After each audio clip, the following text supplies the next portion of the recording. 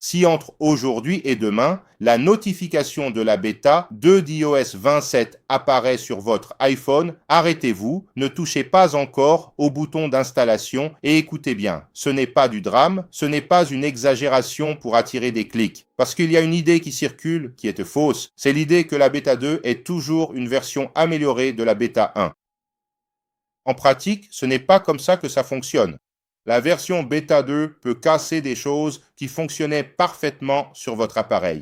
Dans cette vidéo, j'explique pourquoi cela arrive, quel type d'application a tendance à être la première à cesser de fonctionner, et la bonne façon de décider si vous devez l'installer ou non. Et si vous utilisez déjà iOS 27 sur votre appareil principal, restez jusqu'à la fin, car le message est encore plus important. C'est pour vous. D'abord, mettons quelques points au clair. Une bêta, c'est un test. Apple publie justement cette version pour trouver des problèmes. En réalité, ceux qui utilisent la bêta font partie du contrôle qualité d'Apple. C'est comme si vous étiez une sorte d'employé d'Apple chargé de trouver les problèmes, de les signaler afin qu'il corrige le système d'exploitation avant sa sortie en septembre. Et c'est là que réside la grande confusion. On imagine que chaque nouvelle bêta est un pas en avant. Bêta 1, bêta 2, bêta 3, jusqu'à la sortie de la version candidate. Mais ce n'est pas un escalier droit, c'est plutôt comme des travaux de rénovation dans une maison. Quand vous réparez la plomberie de la salle de bain, le processus peut affecter la prise électrique de votre chambre. Est-ce que ça devrait arriver? Non, mais parfois ça arrive. Autrement dit, corriger un problème peut en causer un autre qui fonctionnait parfaitement. Dans la bêta 2, c'est la même logique. Apple corrige les bugs de la bêta 1, ajoute de nouveaux ajustements, modifie une partie du système et, au passage, une application qui fonctionnait bien cesse tout simplement de marcher. Pas parce que l'application s'est dégradée, mais parce que ce qui était en dessous pour que l'application fonctionne a été modifié et l'application n'a pas été corrigée. Et il y a un type d'application qui est le premier à cesser de fonctionner. C'est l'application bancaire. Ce n'est pas de la malchance ni une coïncidence. C'est fait exprès. L'application bancaire gère votre argent, donc elle est paranoïaque en matière de sécurité. Et elle a bien raison. Beaucoup de ces applications vérifient le système d'exploitation de l'iPhone. Est-ce la version officielle? Si elle est stable? S'il y a eu une modification par un hacker, dès qu'ils détectent quelque chose d'étrange, ils bloquent tout simplement. Ils affichent une erreur ou refusent de s'ouvrir comme une mesure de sécurité. Il y a eu une des versions bêta où il s'est passé ceci. Je n'arrivais pas à transférer de l'argent d'une application vers mon compte courant. Donc, l'application fonctionnait, mais toutes les fonctionnalités ne marchaient pas correctement. Et il n'y a pas que les banques. Cela vaut aussi pour les applications de paiement. Toutes les applications qui impliquent une sécurité critique sont concernées. D'abord à cause de la version bêta. La question que vous devez vous poser est simple. Y a-t-il une application sur votre iPhone qui, si elle cessait de fonctionner pendant quelques jours, vous causerait beaucoup de problèmes? Si la réponse est oui, faites bien attention à ce qui va suivre. Alors, quelle est la manière intelligente de gérer cela? C'est d'inverser la précipitation. Quand la bêta 2 sortira, la tentation sera de l'installer tout de suite, sur un coup de tête, et c'est justement ce qu'il ne faut pas faire. Laissez les autres tester avant que vous ne le fassiez. Regardez la vidéo sur la chaîne pour voir si j'ai rencontré un problème. Et là oui, vous pourrez l'installer. Pensez que l'iOS 27 Beta 2 est comme une nouvelle route pour votre première voiture. Et vous n'allez pas vouloir être le premier à traverser le pont pour voir s'il tient. Laissez d'autres personnes passer avant vous pour voir si vous n'aurez aucun problème.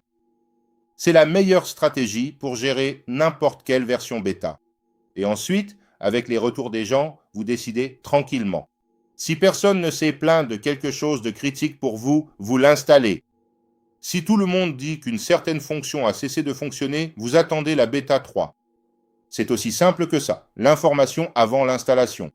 C'est pour cela qu'il existe des chaînes comme la nôtre pour que vous puissiez regarder cela avant. Maintenant, le message le plus important, et je dois être très clair ici, la recommandation de la chaîne a toujours été et continue d'être: pour les versions bêta, installez-les sur un appareil secondaire.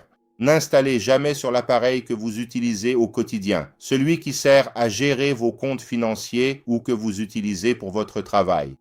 Votre appareil principal ne doit pas être un appareil de test. C'est la règle. Mais je sais ce qui s'est passé avec iOS 27. Il est arrivé avec tant de changements que beaucoup l'ont installé directement sur leur appareil principal. Si c'est votre cas et que tout fonctionne bien, sans jugement, soyons réalistes. La chance que vous avez eue avec la bêta 1 peut ne pas se reproduire avec la bêta 2 et la vidéo d'aujourd'hui est justement destinée aux personnes qui pensent ainsi. Ah, il y a quelques bugs, mais ça fonctionne bien. Je vais installer la bêta 2 et elle va tout corriger. Comme je vous l'ai expliqué, la bêta 2 peut corriger certaines choses et en faire dysfonctionner d'autres. Vous échangez un problème que vous connaissez déjà contre un nouveau problème, et ce, au pire moment. Ne faites pas de cela une habitude pour vous. Si vous utilisez iOS 27 sur votre appareil principal, avant d'installer une bêta, faites une sauvegarde complète dès maintenant. De préférence, faites-la sur votre ordinateur et appliquez la même règle. Attendez les retours avant de vous précipiter pour mettre à jour vers le nouveau système d'exploitation. La sauvegarde, c'est comme votre filet de sécurité pour pouvoir revenir en arrière.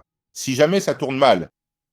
Pour résumer en une phrase, la bêta 2 n'est pas une garantie d'amélioration, c'est juste un test de plus et un test peut cesser de fonctionner.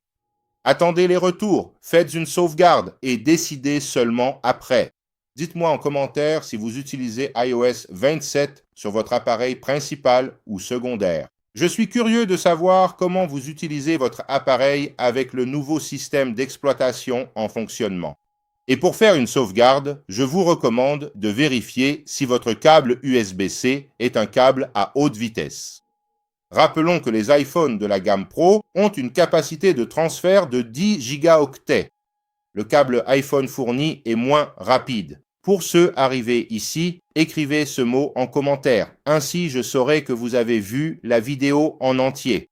C'est sécurité. Mettez sécurité dans les commentaires et je saurai qui vous êtes. J'aime répondre à tout le monde. J'espère que vous avez apprécié le contenu. Regardez-nous avant de partir en installant la bêta 2 sur votre iPhone et on se retrouve dans la prochaine vidéo.